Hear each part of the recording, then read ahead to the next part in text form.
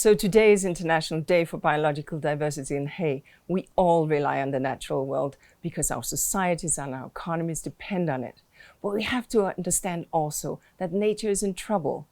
That climate crisis, the crisis of biodiversity and nature loss, and the crisis of pollution and waste, what we call the triple planetary crisis here at UNEP, is really pushing humanity's relationship with nature to a breaking point. But there is hope.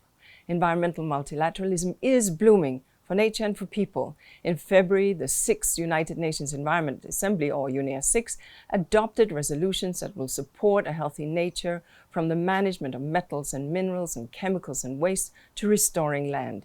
And this October, COP16 of the Convention of Biological Diversity will assess progress on the Kunming-Montreal Global Biodiversity Framework, which we agreed in November of 2022, and that's also sometimes referred to as the World's Biodiversity Plan. That biodiversity plan is a blueprint for a healthy nature and for biodiversity.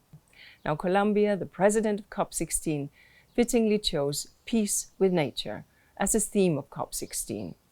To implement the 23 targets of the biodiversity plan, finance will be central. And today, $7 trillion is invested every year in activities that actually harm nature. Meanwhile, support for the conservation and sustainable use of nature is less than the $200 billion each year that the plan calls for. So we must repurpose harmful subsidies in a way that protects the poor and the vulnerable. And we have to align public and private finance with nature.